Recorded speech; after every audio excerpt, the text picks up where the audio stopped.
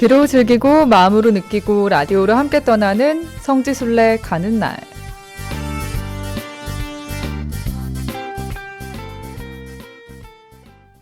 네, 이 시간은 라디오를 통해서 비대면으로 성지순례의 즐거움과 또 감동을 느껴보는 시간인데요. 오늘은 해외 성지로 떠나봅니다.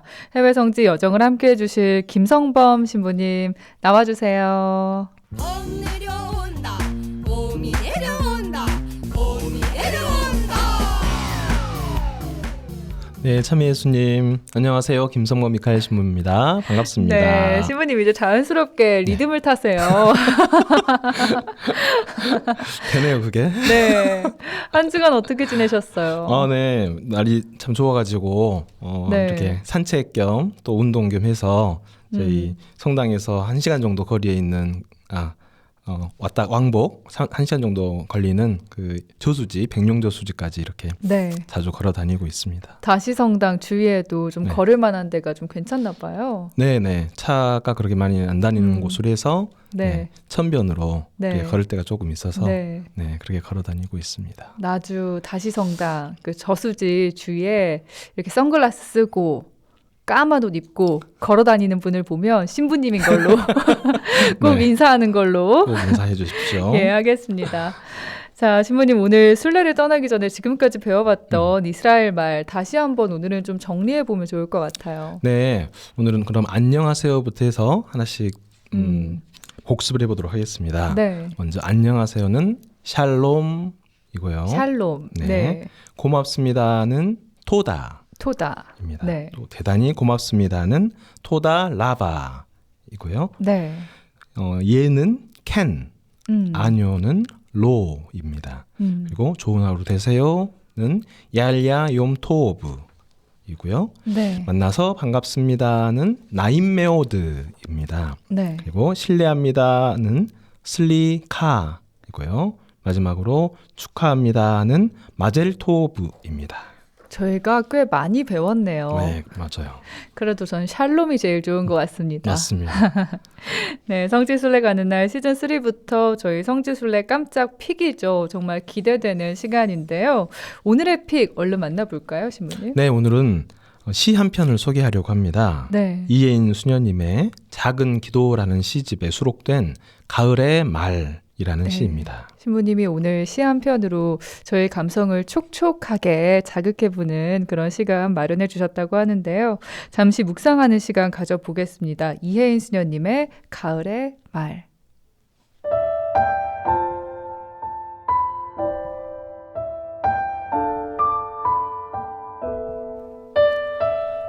하늘의 흰 구름이 나에게 말했다. 흘러가는 것을 두려워하지 마라. 흐르고 또 흐르다 보면 어느 날 자유가 무엇인지 알게 되리라. 뜰하게 석류가 나에게 말했다. 상처를 두려워하지 마라. 잘 익어서 터질 때까지 기다리고 기다리면 어느 날 사랑이 무엇인지 알게 되리라.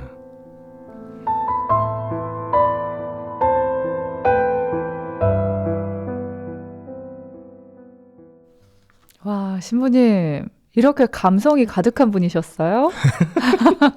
네. 예. 특별히 이 시를 깜짝 픽으로 선정한 이유가 어떻게 되세요? 네, 이혜인 수녀님 시집을 한 편 한 편 읽어나가다 보면 네. 어린 아이의 천진함도 느낄 수 있고 또 샘물의 어떤 시원함 그런 느낌도 있고요. 또 기도의 어떤 숭고함도 느끼게 됩니다. 인생 여정을 걸어가다 보면 어린 아이처럼 맑은 심성을 가지고 싶다는 생각을 할 때가 있는데요. 네. 모든 것에서 자유롭고 또 거침없이 행동하고 말할 수 있는 이런 어린아이의 천진함이 그리울 때가 있습니다. 그럴 때 수녀님의 시는 이 마음을 다시 꺼내서 바라볼 수 있는 거울이 됩니다. 그게 또 이혜인 수녀님 시의 매력이죠. 네, 그렇죠. 또 어려운 상황에 놓였을 때 너무 괴로운 시간에 그 터널을 빨리 지나갔으면 하고 생각하는데요. 그때 수녀님의 시를 읽고 있으면 언젠가 그 시간은 지나가고 시원한 샘물처럼 나를 완전히 또 신선하게 해주는 일들이 기다리고 있다는 기대를 하게 됩니다. 네. 기도의 숭고함에 대해서는 이 시집에 나오는 정호승 시인의 발문을 참고하고 싶습니다. 책의 원문 중 196페이지의 내용을 잠깐 소개해 드릴까 합니다. 네, 정호승 시인의 그 시 일부 김성범 신부님과 제가 함께 나눠서 잠시 읽어드리겠습니다.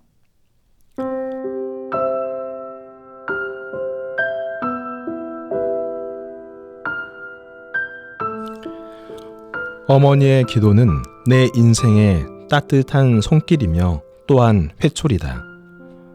어머니의 기도 속에는 눈물이 있고 위안이 있다. 우리는 누구나 어머니의 기도의 힘과 향기로 오늘을 살고 있다.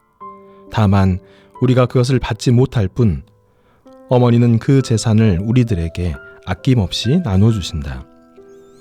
혜인 수녀님의 기도 시집에는 이러한 어머니의 기도하는 마음이 내재되어 있다.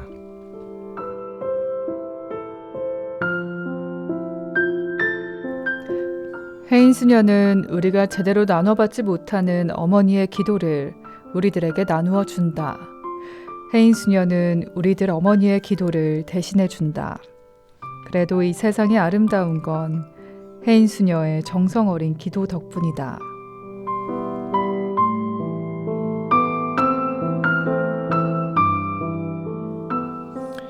우리가 이 세상을 살아가다가 마음이 가난해 간절히 기도하고 싶을 때 누구든 이 시집을 펼쳐도 좋다.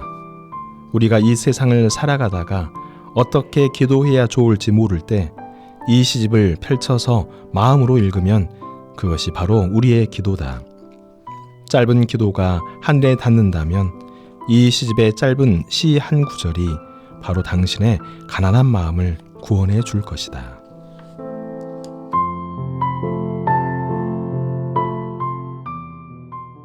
네, 정호승 시인의 발문까지 잠깐 신부님과 나눠서 묵상해봤습니다. 신부님, 오늘 순례여정 시작하면서 이 깜짝픽 선정하신 이유가 어떻게 되세요? 네, 이혜인 수녀님의 시와 또 정호승 시인의 그 발문을 읽으면서 함께 이 삶의 여정을 기도 안에서 잘 살아갔으면 좋겠다는 그런 힘을 또 여기서 받았으면 좋겠어서 이렇게 네. 한번 골라봤습니다. 네, 영숙 모니카님도 이혜인 수녀님 가을의 말 너무 감사합니다 하셨고요. 유튜브 댓글로 이 루도비카님도 신부님 반갑습니다. 오늘도 기대하며 들어왔어요 하셨네요. 반갑습니다. 네, 그리고 마리아 광주님도 샬롬 토다 반갑습니다 하고 반갑게 또 이모티콘으로 인사를 해주셨습니다. 자, 저희 지금의 이 마음과 분위기를 이어서 순례 시작을 해볼 텐데 오늘 가볼 장소는 어딘가요, 신부님? 네, 이제 예루살렘으로 입성하시는 예수님을 따라서 벳파게로 성지순례를 떠나보도록 하겠습니다. 네, 성경의 복음서에 따르면 올리브산의 벳파게는 예루살렘으로 입성하셨던 예수님의 그 행렬이 시작된 장소입니다. 우리는 벳파게에 대한 역사적인 정보들과 함께 예수님의 그 예루살렘 입성 사건을 따라가려고 합니다. 오늘 벳파게로 떠나볼 텐데요. 왜 저희 가는 곳곳마다 그 지역명에 의미가 있던데 벳파게는 어떤 뜻인가요? 네, 벳파게는 무화과 나무의 집 혹은 무화과 나무의 밭이라는 뜻입니다. 네, 오늘 예리코에서 예루살렘으로 가기 위해서는 베타니아를 거쳐 올리브산으로 가게 됩니다. 그런데 예수님 당시에는 예리코에서 산길을 따라 올리브산에 다다랐을 겁니다. 올리브산 정상에 있는 에투르에서 예루살렘으로 가든지 또는 베타니아로 갈 수 있습니다. 성경의 벳파게는 이 에투르와 베타니아의 중간 지점에 있었을 겁니다.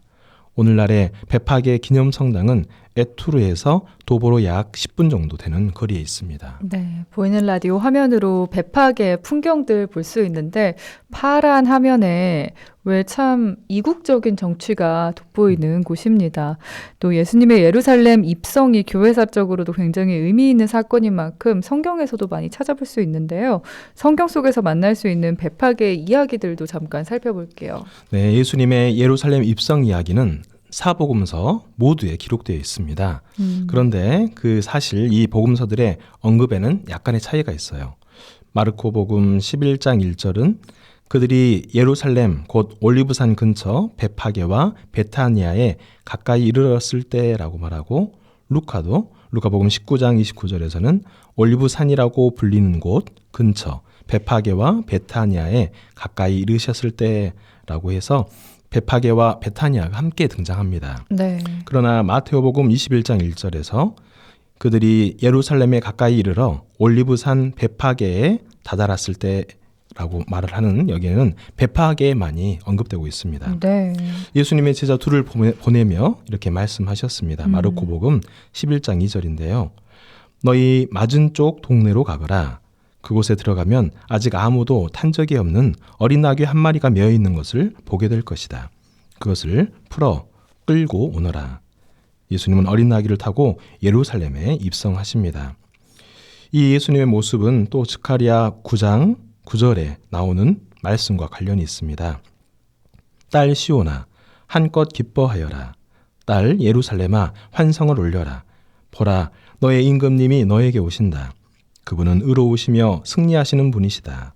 그분은 겸손하시어 나귀를 어린 나귀를 타고 오신다. 네.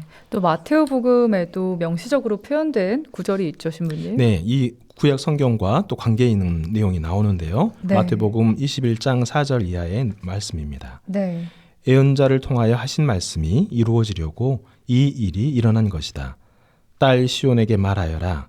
보라, 너의 임금님이 너에게 오신다.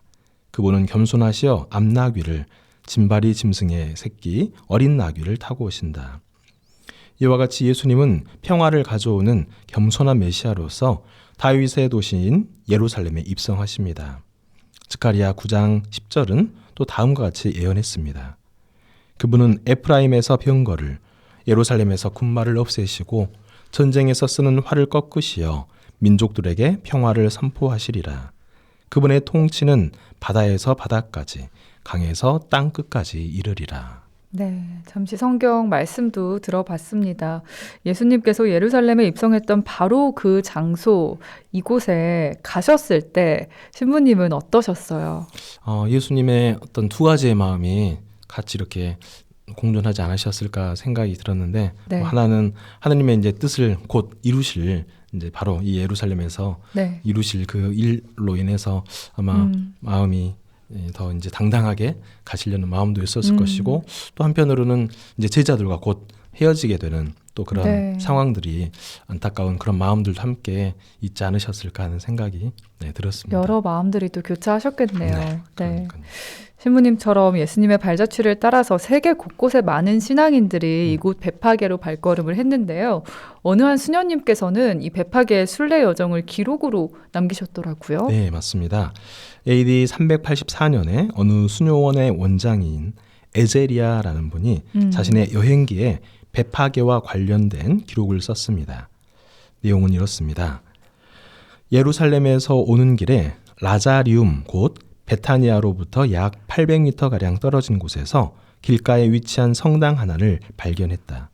그곳은 라자로의 여동생 마리아가 만났던 곳이다.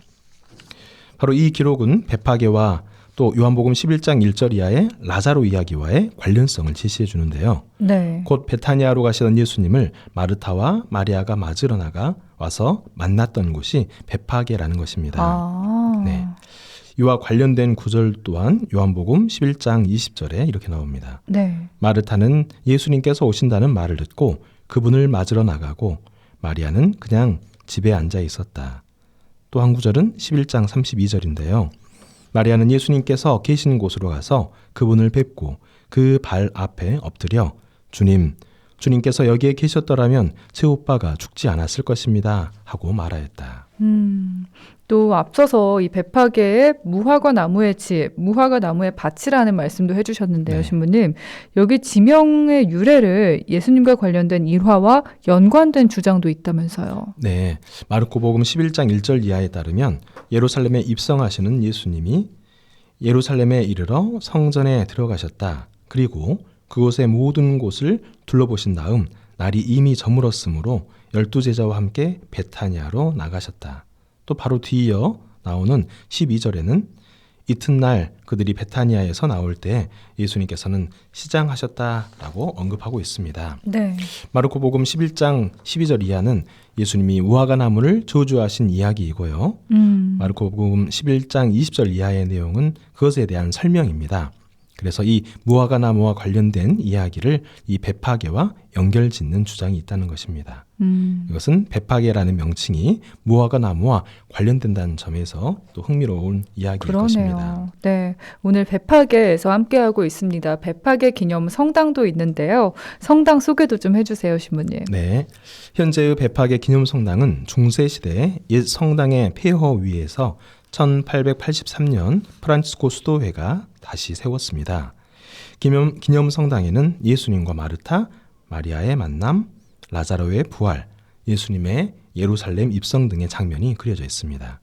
성당의 제단 근처에 가로 1.3m, 세로 1.1m, 높이 1m의 돌이 있는데요. 네. 중세시대의 옛 성당은 이 돌을 안치하기 위해 세워졌습니다. 십자군들은 이 돌을 예수님이 예루살렘 입성 당시 어린 나귀에 오르기 위해 발을 디뎠던 것이라고 여겼습니다. 그러나 그들은 팔레스타인의 어린 나귀가 그들이 전쟁터에서 탔던 말과 같은 크기가 아니었다는 사실을 몰랐던 것 같습니다. 역사적인 관점에서 이 돌의 정확한 의미는 불확실합니다. 이 돌에는 예수님이 라자로의 두 여동생을 만난 장면이 그려져 있다고 합니다. 그리고 이 그림은 1950년에 손상 없이 또 복원되었다고 합니다. 네. 그리고 이곳 기념성당에서 여기 살았던 사람들의 여러 삶의 흔적도 생생히 만나볼 수가 있다고요. 네. 기념성당 뒤편에 프란시스코 수도의 구역에서 기원전 2세기부터 기원 후 8세기까지 이 지역에 살았던 사람들의 다양한 증거물들도 발견할 수 있습니다. 여러 개의 물 저장소, 구르는 돌로 닫힌 무덤들, 모자이크로 장식된 포도즙을 짜는 틀 등이 있다고 합니다. 네. 신부님, 어느덧 저희 순례 여정 마칠 시간인데요. 끝으로 순례객들이 미리 알아두면 좋을 꿀팁 알려주시죠. 네. 오늘날 매년 주님 순환 성지 주일에는 예수님의 예루살렘 입성을 기념하는 장엄한 행렬이 이루어집니다. 이 행렬은 배파계에서 출발해 예루살렘 구시가의 성 안나 성당에 이르기까지 진행됩니다. 예루살렘 총대주교와 함께 전 세계에서 온 많은 순례자들이 이 행렬에 참여하기 때문에 사순과 부활에 맞춰서 성지 순례를 준비한다면 주님 순환 성지 주일쯤에 가는 것도 의미가 있을 겁니다. 그때 가면은 진짜 더 의미 있고 가슴이 벅차겠습니다. 네.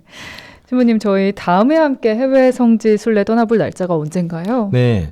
이제는 다음 달이네요. 다음 달 5월에 다시 찾아뵐 텐데요. 5월 21일 금요일 이 시간에 베짜타 못과 실로암 못으로 떠나보겠습니다. 많은 기대 부탁드립니다. 네, 함께 하시면서 마리아 광주님 빵톡으로 친절하게 보이는 라디오가 참 이해를 도와줍니다 하시면서 신부님 미남이시네요. 목소리만 좋은 줄 알았는데요 하셨어요.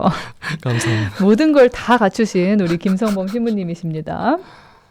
그리고 유튜브 댓글로 권대기 스테파노님, 김성범 신부님 처음 뵙습니다. 좋은 이야기로 알찬 시간 보내네요. 부산교구 신자입니다 하셨어요. 네, 스테파노 형제님 반갑습니다. 자주 뵙길 바라겠습니다. 네.